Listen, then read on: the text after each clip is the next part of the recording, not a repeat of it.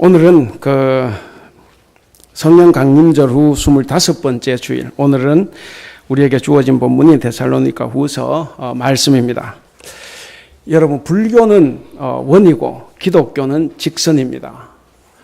이 말씀 무슨 말씀인지 다 아실 것입니다. 불교는 윤회 사상이고 우리 기독교는 종말 사상입니다. 그래서 처음이 있고 끝이 있다는 겁니다. 그래서 처음에 창조가 있고 그 다음에 마지막에 종말이 있다는 겁니다. 그래서 기독교의 역사는 도는 것이 아니라 처음부터 끝까지 가는 일직선상에 있는 역사입니다. 우리 기독교인들에게 그래서 이 종말 신앙은 참으로 중요합니다. 모든 만물에는 시작과 끝이 있습니다. 그리고 끝에는 반드시 심판이 있습니다. 그래서 상과 벌이 있게 됩니다. 이런 믿음을 가지고 살아가는 것, 이것이 종말 신앙으로 살아가는 것입니다. 이 종말을 기다리는 사람들 중에 극단적인 사람들도 있었죠. 이단적인 사상을 가진 사람들인데 여러분들 잘 아실 것입니다. 1992년 10월 30일, 10월 28일 다미선교회 열풍이 불었습니다. 그때 그 사람들 휴가 되면 어떻게 하나 걱정스러운 마음으로 지켜본 사람도 있었으리라 생각을 해요. 저는 그때 경북 포항에 살았습니다. 제가 생생하게 기억하는 것은 우리 교회 청년부는 금요일 날 저녁에 청년부 예배가 있었어요. 그래서 금요일 예배가 끝나고 2부 순서로 이 사람들이 모여있는 이 건물 곁으로 갔습니다. 혹시 그 사람 휴가 될까 싶어서. 그래서 갔는데 사람들이 얼마나 많이 왔는지요. 그거 구경한다고 믿는 사람도 있고 안 믿는 사람도 있고, 그 4차선 도로가 그 포항제철 들어간 입구 어딘가에 있는데 그냥 팍 들어찼어요. 그래도 저도 해집고 우리 청년들과 함께, 전 그때 청년이었습니다. 청년들과 함께 그 건물 앞으로 가봤습니다. 12시가 됐는데도 인기척이 없어요. 12시에 휴거돼야 되잖아요. 한 1분, 2분 지나니까 밖에 궁금하죠, 자기들도. 죄송합니다. 쪽팔리잖아요. 휴가가 안 되니까. 그래서 이렇게 이 커튼을 쫙 이렇게 보더라고요. 아무도 안 됐어요. 여러분, 그 10월 20일 무슨 일이 있었습니까? 아무 일도 없었습니다. 여러분, 종말을 기다리는 사람들이 어떻게 살아야 합니까? 우리 성경은 말합니다. 성경에서는 예수님의 재림과 종말을 위해서 어떤 특별한 행동을 하는 것을 요구하지 않습니다. 내일 종말이 올 수 있다는 마음으로 항상 깨어 있는 것, 그리고 마치 종말이 없는 것처럼 자기 현재 하고 있는 일에 최선을 다하는 삶, 이것을 성경은 원하고 있습니다. 17세기 네덜란드 철학자 스피노자가 한 말이 있지 않습니까? 내일 이 지구의 종말이 오더라도 나는 한 그루의 사과나무를 심겠다. 이것이 바로 종말을 기다리는 사람들의 자세입니다. 오늘 말씀 있는 이 데살로니가서를 보시면 이 배경은 이 믿음 때문에 환난과 핍박을 당하고 있는 성도들을 위로 격려하기 위해서 썼습니다. 그리고 또 하나는 예수님의 재림과 종말을 기다리는 자들이 어떻게 살아가야 하는가 하는 그 자세를 교훈하기 위해서 쓴 서신입니다.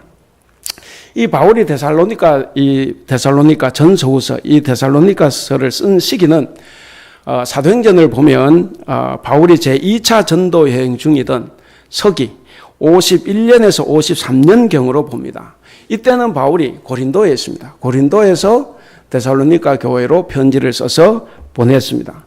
이 데살로니가 전서는 바울의 편지 중에서 가장 먼저 쓰여진, 그러니까 최초의 서신입니다. 그러면서 또 하나, 신약 성경 가운데 가장 먼저 쓰여진 성경책입니다. 이 51년에서 53년 그랬으니까 예수님께서 33년에 돌아가셨고 부활 승천하셨다고 하면 불과 20년, 25년이 지난 시점에서 이것이 기록이 됩니다. 그러니까 당시에는 신약 성경책이 있었겠습니까? 없었겠습니까? 당연히 없죠. 물론 신약 성경을 읽는 이 당시는 어떤 신약 성경책도 없습니다. 그러니까 바울의 서신도 당연히 없습니다. 그러니까 이 데살로니가 교회 교인들이 체계적인 종말론, 이 신앙을 가질 수가 없겠죠. 그것이 쉽지 않습니다. 그렇기 때문에 데살로니가 교회 교인들은 이 바울이 이렇게 가르쳐준 이 종말 신앙에 의존할 수밖에 없었습니다. 오늘 본문 15절에도 보시면 그렇게 되어 있죠. 형제들아 굳건하게 서서 말로나 뭡니까? 우리의 편지. 그러니까 가르친 말도 있었고 그 다음에 데살로니가 전서라는 편지도 있습니다. 그 편지로 가르침을 받은 그 전통을 지키라는 거예요. 다른 말을 듣지 말고. 왜? 성경이 없으니까. 그런데 문제는 바울이 복음을 반대하고 핍박을 하는 이 데살로니가에 사는 이 유대교 신자들 때문에 거기 더 이상 머물지 못했습니다. 그래서 데살로니가 교회를 떠나서 고린도로 가 있게 됩니다. 그러니까 데살로니가 교회 교원들 입장에서는 지도자가 없어요. 신앙의 지도자가 없는 그런 상태에서 바울에게서 배운 가르침이나 편지로만 신앙생활을 한다는 것이 쉬운 문제가 아닙니다. 특히 종말에 대해서는 자신들이 살아생전에 예수님께서 재림하신다는 것을 기대하였습니다. 그래서 예수님이 재림하시면 살아있는 자기들과 함께 주님과 승천할 것을 기대했습니다. 그래서 데살로니가 전서 4장에 가면 나옵니다. 거기서 휴거라는 것도 이제 거기서 나오게 되는데 이런 신앙을 가지고 있었던 이 사람들이 기다려도 예수님이 재림 안 하세요. 지금 2000년이 지난 지금도 재림 안 하고 있지 않습니까? 그러니까 이 데살로니가 전서후서의 아주 중요한 주제가 뭐냐면 재림 지연 문제입니다. 재림이 된다고 생각을 하고 있는데 재림이 지연되니까 그러는 중에 재림을 기다렸던 성도들이 한 명, 두 명 죽어갑니다. 이 죽어가는 사람들도 얼마나 애석합니까? 자기가 살아생전에 주님과 함께 하늘로 가야 되는데 그것을 보는 사람들도 마음이 답답합니다. 이러다가 죽으면 어떻게 되냐는 거죠. 왜 그들은 예수님의 재림이 임박하다고 생각했겠습니까? 왜 예수님의 재림이 임박하다고 이들이 생각했겠습니까? 이 신약 성경 이렇게 두루두루 보면 그런 말들이 많이 나와요. 예를 들어서 세례자 요한, 수백 년간의 침묵을 깨고 하나님의 예언자, 세례자가 나타났습니다. 그가 전한 첫 번째 말이 뭡니까? 회개하라, 천국이 가까웠느니라 라는 종말의 메시지입니다. 그러면서 마태복음 3장 10절에 그가 이렇게 말합니다. 이미 도끼가 나무 뿌리에 놓였다 그래요. 그러니까 종말이 임박했다는 것을 지금 예고하고 있는 겁니다. 예수님은 어떻습니까? 예수님도 마태복음에 보면 첫 말씀이 뭡니까? 회개하라, 천국이 가까웠다. 뭔가 종말이 지금 다가왔다는 이 말씀으로 생애를 시작하십니다. 그러니까 당시에 이러한 선포를 들은 사람들은 당연히 예수님이 자기들 살아생전에 재림할 것이다 믿었습니다. 마태복음 23장에서 예수님께서 종말에 대한 여러 말씀들을 제자들에게 해 주셨어요. 그 말씀을 들은 제자들도 자기 생전에 예수님은 재림할 거다 생각을 했을 겁니다. 사도 바울이 왜 독신입니까? 왜 독신을 사람들에게 권면했습니까? 초기 서신에 보면 예수님 재림한다고 생각해서 빨리 재림한다고 바울도 처음에는 그렇게 믿었습니다. 그런데 이것이 이제 시간이 지나면서 바울은 그걸 깨닫는 거죠. 그래서 이제 이 편지를 쓰는 겁니다. 이제 우리가 데살로니가 후서로 한번 들어가 보겠습니다. 바울이 데살로니가 전서를 써서 보낸 뒤에도 데살로니가 교회에는 여전히 복음에 대한 고난과 핍박이 있어요. 많은 귀부인들도 믿었습니다. 여러분 그 귀부인들이 집에 가면 남편한테 어떤 대접을 받을까? 혹시 이혼은 당하지 않을까? 바울은 고린도에 있으면서 그게 걱정이 돼서 생각을 멈출 수가 없는 겁니다.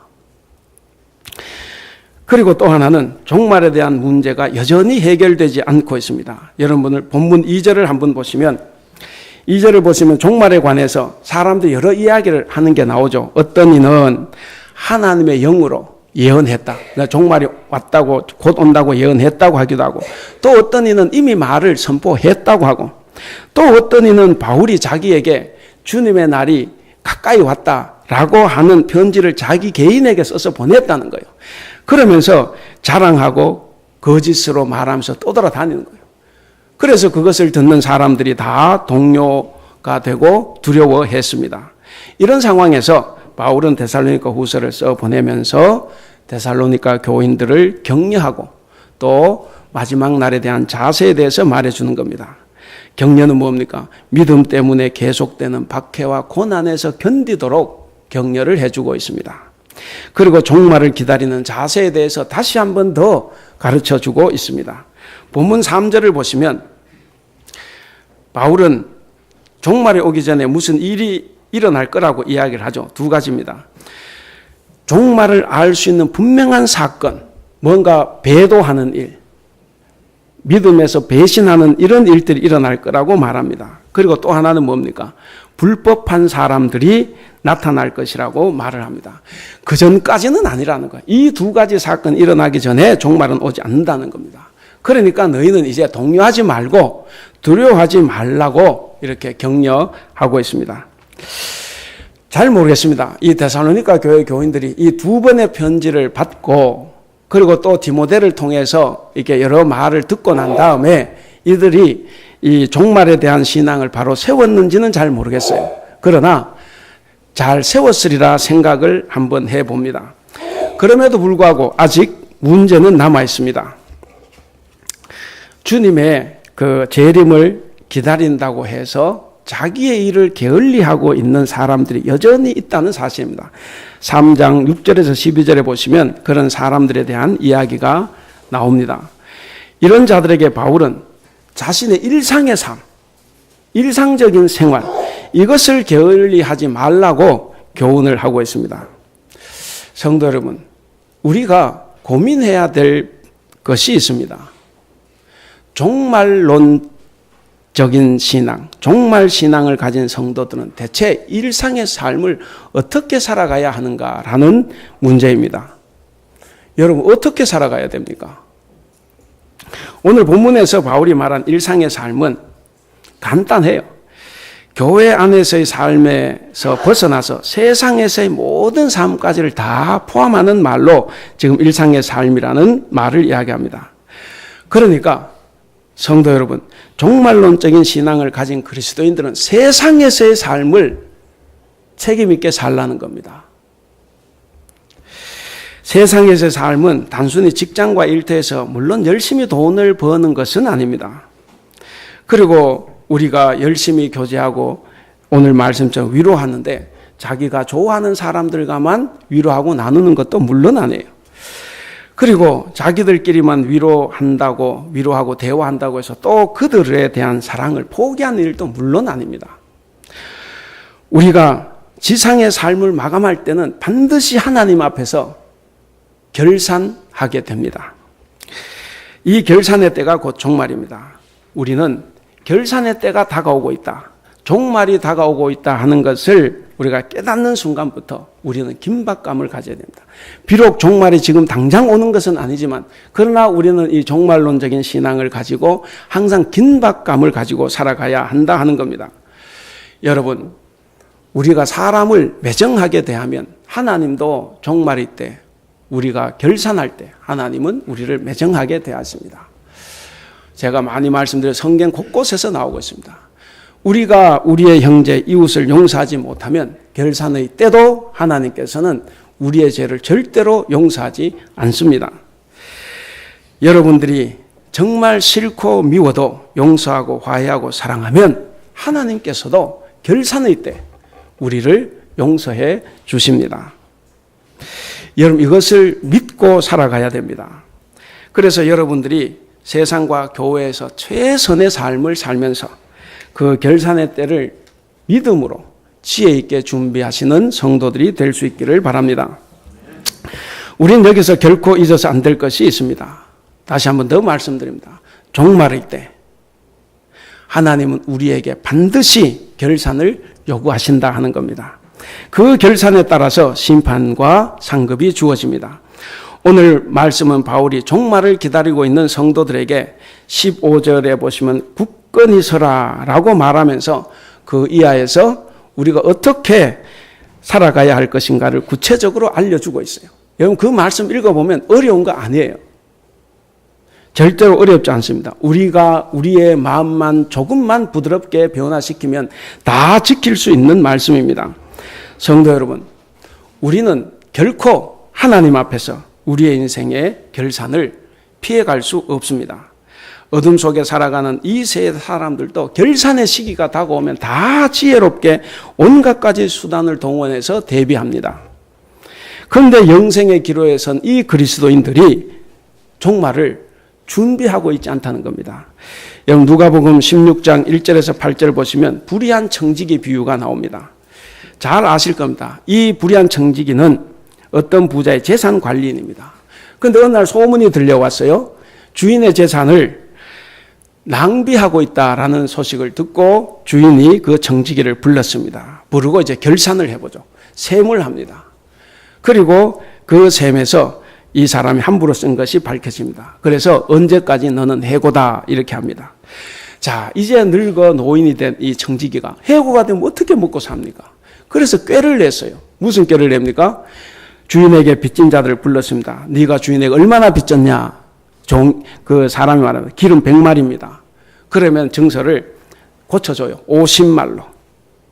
50을 가해 줍니다. 또 다른 이가 왔어요. 넌 얼마나 빚졌냐? 밀 100석입니다. 그러니까 얘는 밀 80석, 20석을 가해 줬습니다. 나쁘죠? 배임행위입니다. 그런데 주인은 뭐라고 말합니까? 참 지혜로운 종이다 이렇게 이야기합니다. 여러분 그 배임행위를 칭찬한 것이 아니라 장례를 준비한 것 그 자체를 칭찬한 겁니다. 그래서 이 땅의 불의한 자들도 자기 장례를 위해서 그렇게 준비하는데 도대체 그리스도인이 있는 빛의 아들이 너희는 뭐 하냐는 거예요. 여기 우리나라 보면 재미있지 않습니까? 박 대통령 밑에서 우병우 밑에서 열심히 호가 호식 하다가 이제 뭔가 어려워지니까 다 등을 집니다. 그리고 다 불어요. 더더욱 우병우 밑에 줄 섰던 이 검사들 이렇게 되니까 자기 관계없대. 그리고 우병우 수사하는 그게 있대요. 거기에 신청을 하고 있답니다. 왜 그렇습니까? 그래야 자기가 살 거니까. 여러분 안 믿는 사람들도 이렇게 살아간다는 겁니다. 그렇다면 우리 그리스도인들은 어떻게 마지막 날 종말을 준비해야 되겠습니까? 오늘 17절 말씀을 통해서 간단하게 한번 살펴보겠습니다. 첫째, 바울은 모든 선한 일을 굳건하게 계속하라고 권면하고 있습니다. 당시 일부의 데살로니가 교회 교인들은 헛된 종말론에 빠져 있었습니다. 그래서 뭐 이렇게 일하면 뭐하냐? 곧 종말이 오고 세상이 끝날 텐데 하면서 하던 일을 그만두고 기도와 전도에만 열심을 냈습니다. 이런 모습은 종말을 대비하는 바른 모습이 아닙니다. 내일 종말이 와도 현재 여러분들이 하고 있는 그 일, 현재 책임에 대한 그 책임을 성실하게 감당을 해야 합니다. 이것이 바로 종말을 대비하는 바른 자세라고 말씀하고 있습니다. 1992년도에 이 다미선교 이 휴거 종말 열풍이 불었을 때 참 재미있었던 거는 다미선교의 소속은 아니에요. 그런데도 많은 신자들 가운데 두려웠습니다. 그래서 직장을 그만두고 산속으로 올라가거나 교회에서 기도만 했던 사람들이 있었어요.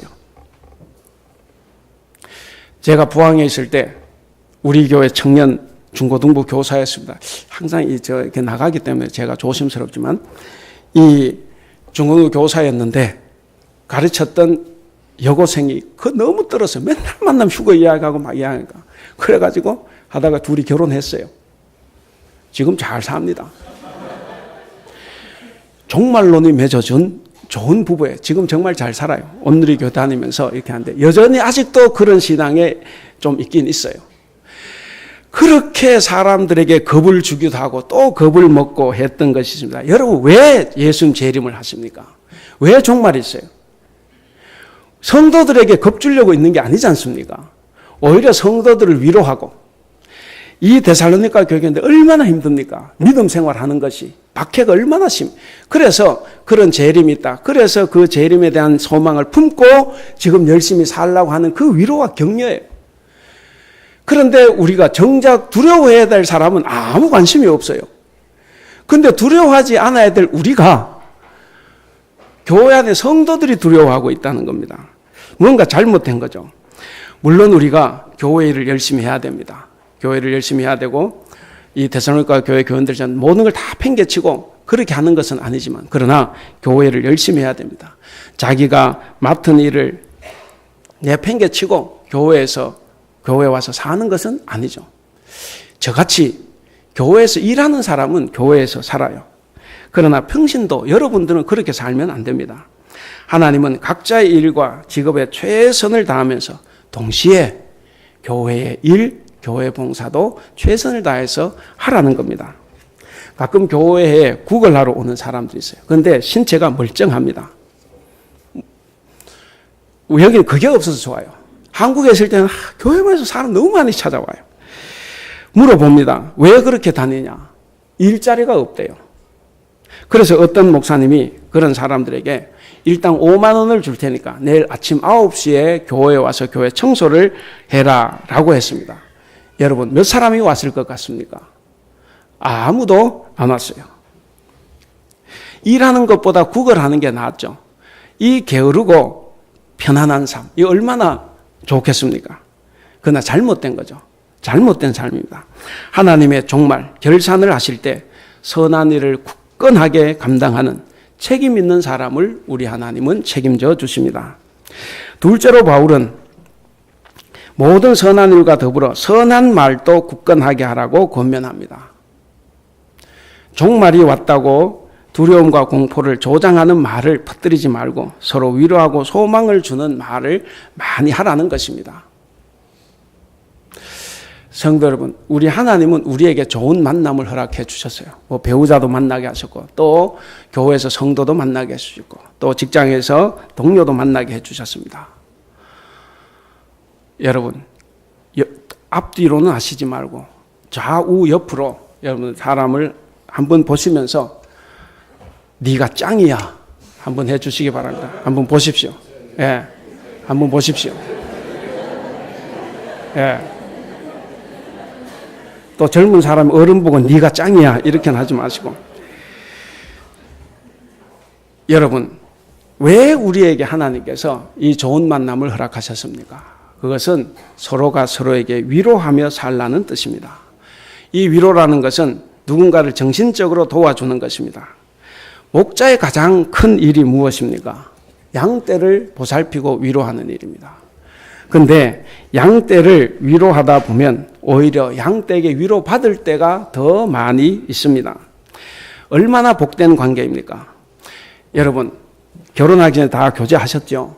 교제할 때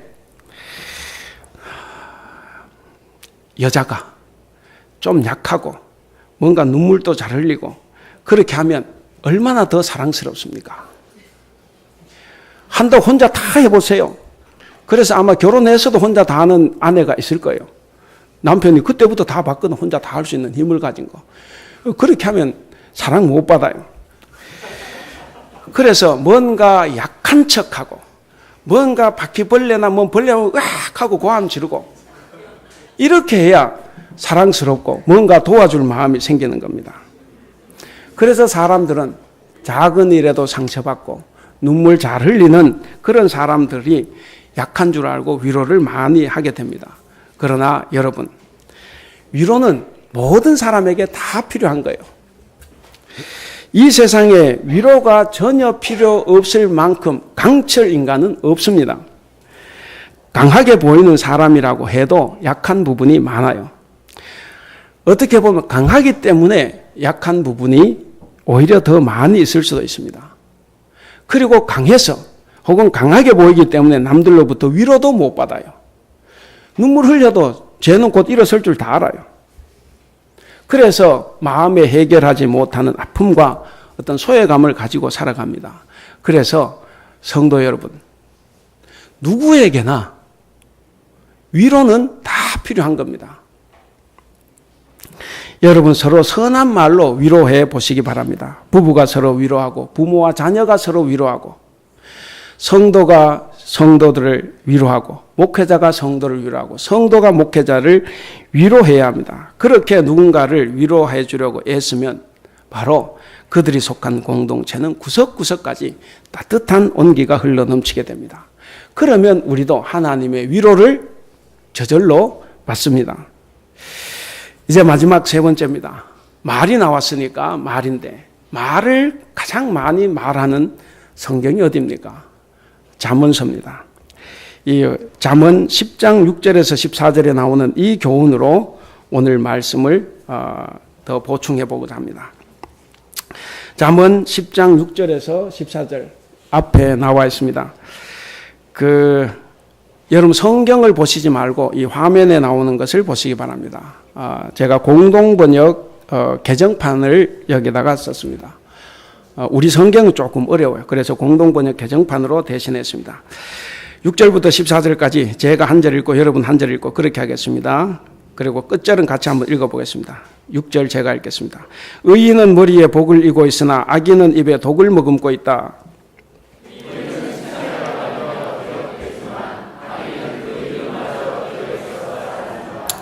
마음이 지혜로운 사람은 명령을 받아들이지만 입을 어리석게 놀리는 사람은 멸망한다.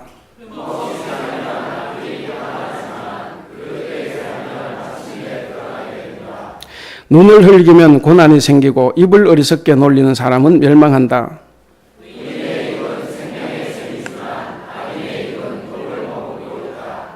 미움은 다툼을 일으키지만 사랑은 모든 허물을 덮어준다.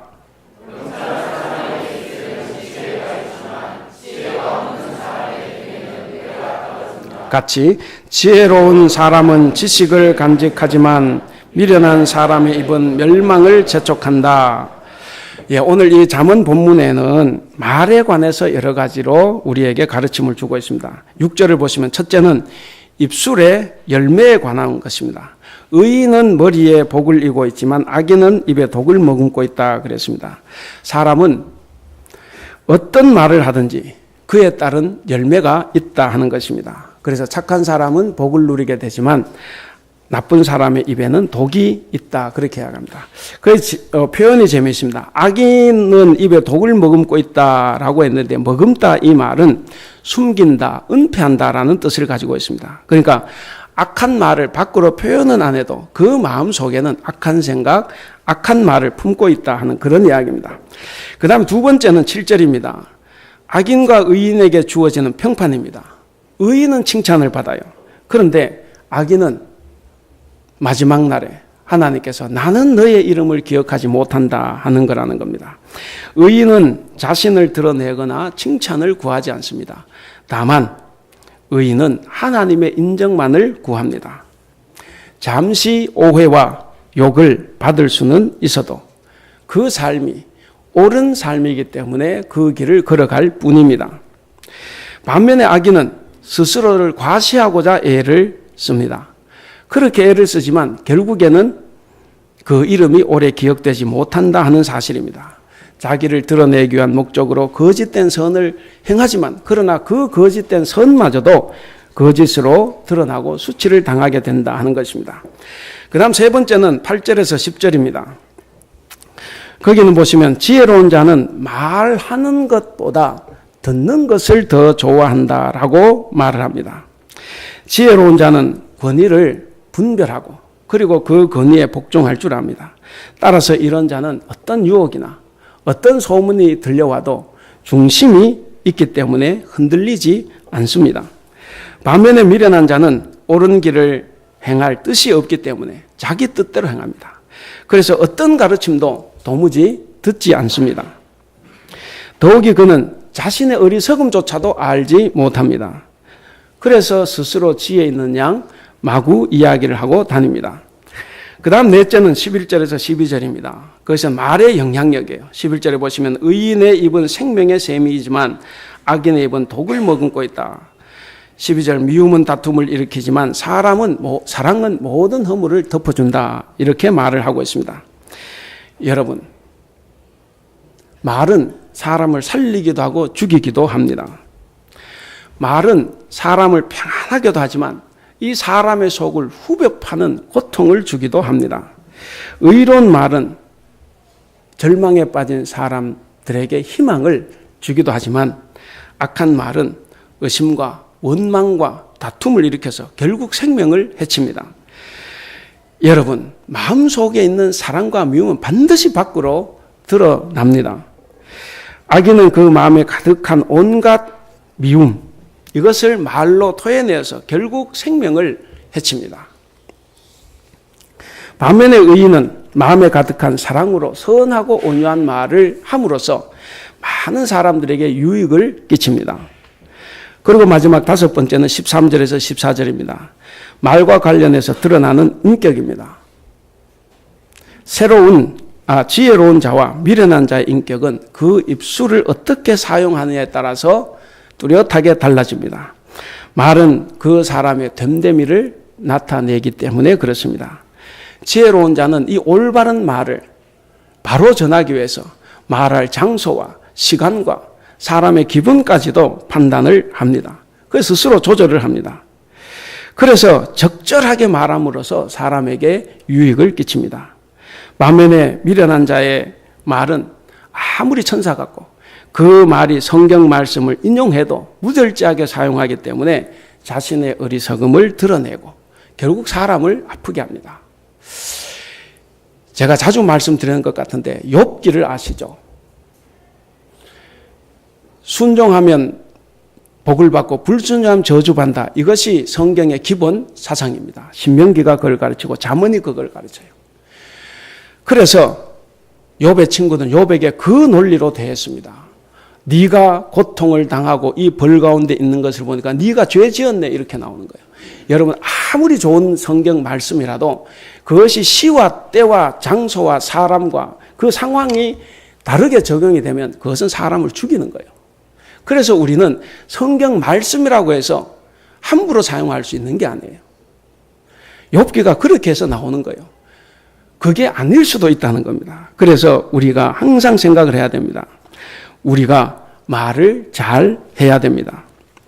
사랑하는 성도 여러분, 이 종말에 하나님이 여러분들의 삶을 결산하실 때 입술에 선한 열매로 칭찬받을 수 있기를 바랍니다.